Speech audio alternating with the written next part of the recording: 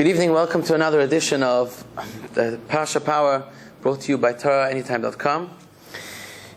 We're in the Parashat Vayetzei. The title of the Parasha is actually Yaakov's journey. Vayetzei Yaakov mi Be'ersheva. Yaakov leaves his father's household in Eretz Israel, and he goes Vayelech Harana, and he goes to Haran. Why is Yaakov Avinu going to Haran? What's the journey about? Why is he going? And the Torah tells us this parasha is connected to the previous parasha. In the end of last week's parasha, after Jacob got the blessings from his father Isaac, then he took the blessings away from Esav, his brother. Esav wanted to really kill him, and his mother Rebecca heard about this and found out through a prophecy. And she told him, look, run away. It's time you need to go and get married. But do me a favor, my son Jacob, my son Yaakov.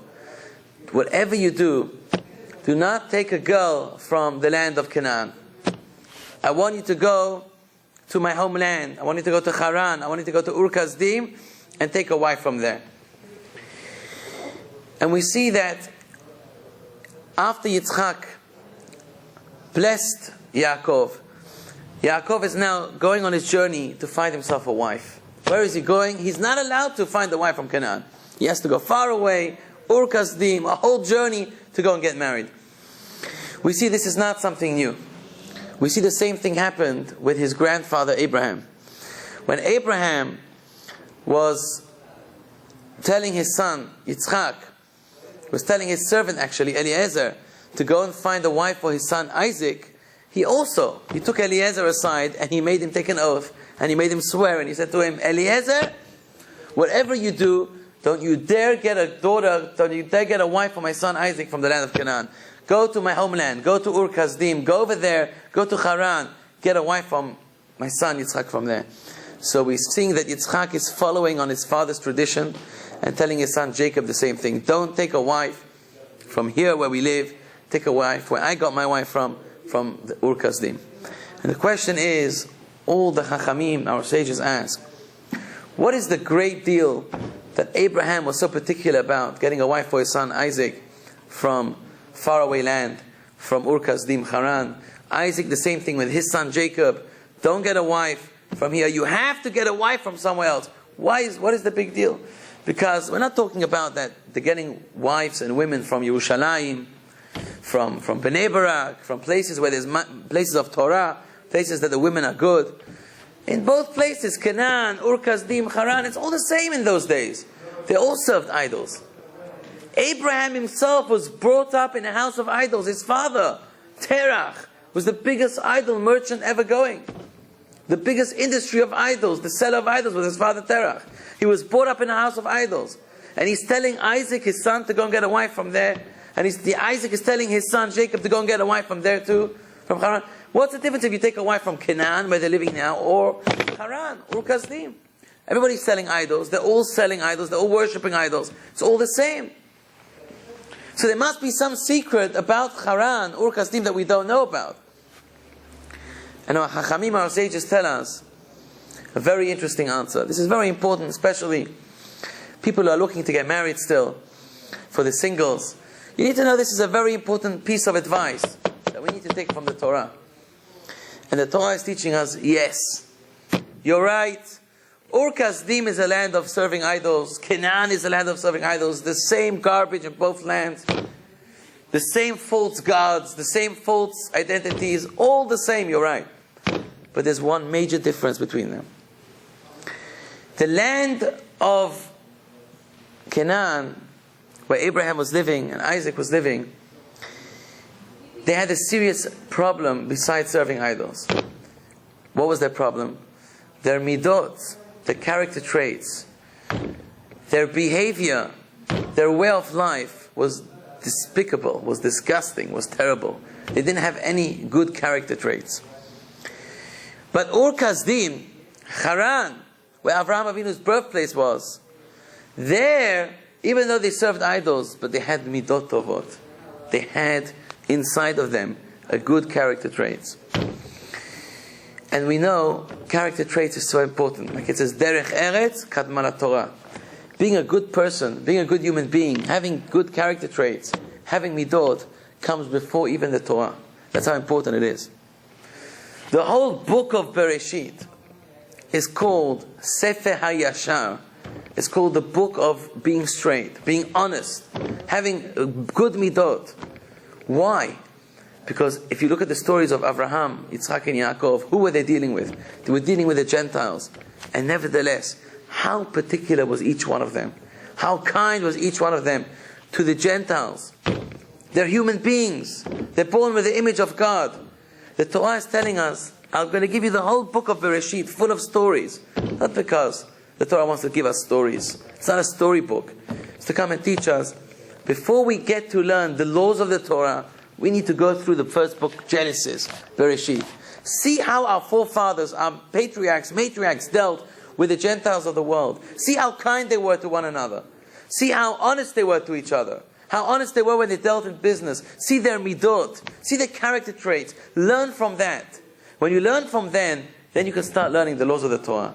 Abraham told Eliezer, his servant, when you take a wife for my son, make sure she's from the land where they have good character traits. And Rebekah and Isaac is telling Jacob, you want to get a wife? Not from here. The character traits are very bad. Get a wife from Haran, from Ur Kasdim. There the character traits are good.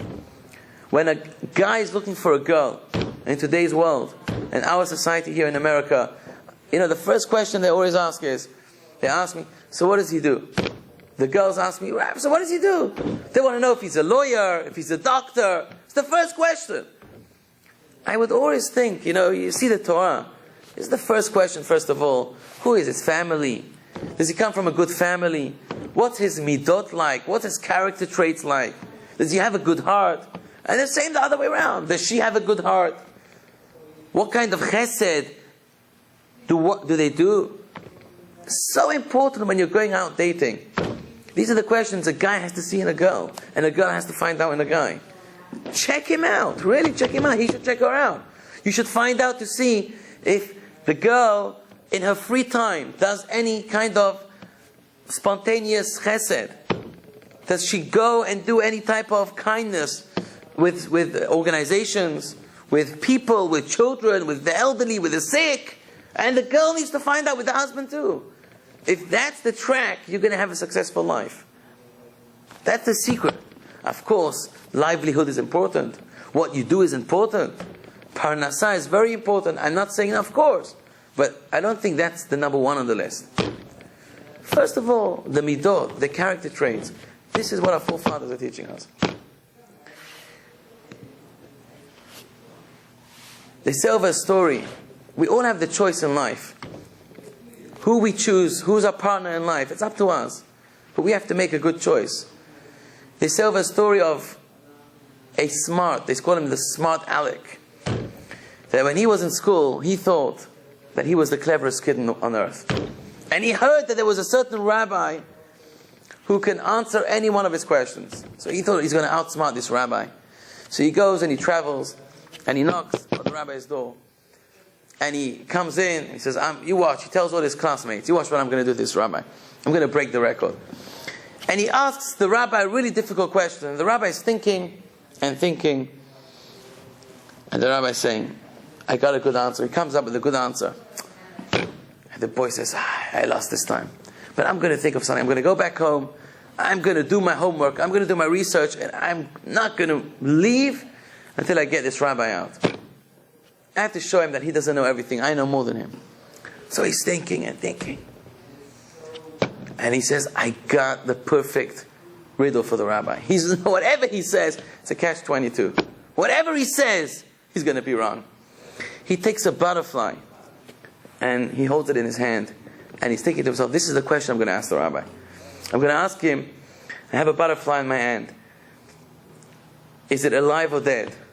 So if the rabbi says the butterfly is alive, open up my hand, beautiful, flies away. He lost. What a loser. And if he says the butterfly is alive, I take the butterfly and I crush it. Man, I kill it and I show him he's dead. Whatever he says, he's going to lose. So he's so happy, he takes these two butterflies in his hand and he knocks on the rabbi's door and says, this time, have I got this rabbi? And the rabbi opens the door and the rabbi understands he's coming with another question. He says, yes, my son, sit down, would you like a cup of tea? He goes, no, rabbi, I'm in a rush. I have a very important question to ask you. He says, what is it, my son? He says, I have 2 butterflies on my hand. Is it alive or dead? And the rabbi is thinking and thinking. And the boy has a grin on his face, and he says, I'm just waiting for the answer to prove the rabbi wrong. And the rabbi realizes this is a catch-22. Whatever I say, I'm going to be wrong. So he's thinking, and he says, wow, I have the answer. And the rabbi comes with even a bigger grin to the boy, and he smiles at him, and he says, my son, the answer to your question, whether the butterfly in your hand is alive or dead, the answer is in your hands. The answer is up to you. It's your choice. It's in your hands. You can either kill it, or you can either set it free. The boy obviously lost the deal. The Torah is coming to teach us. You're going to go and choose your partner in life. These things are very important. Everything we learn from the Torah. Parnasah, livelihood is important. Everything is important. We make choices in life. It's very important. The choices we make is up to us. Let's make the right choice. Here the Torah says the story twice, both by Abraham and both by Isaac, telling their children, make the right choice in life. Look at the person's character trait. Look at their midot. You're going to be living with somebody for the rest of your life. What do you want? What are you looking for? Somebody only who has money, but his character traits are terrible. He's full of anger. He's full of jealousy. He's a sad guy, sad woman. You want somebody with a good midot, with good character traits, somebody who you could live with every day of your life. That's where the happiness is going to get. So B'ezrat Hashem, we take the lesson from the Torah and we live a life full of happiness and success. Amen v'amen.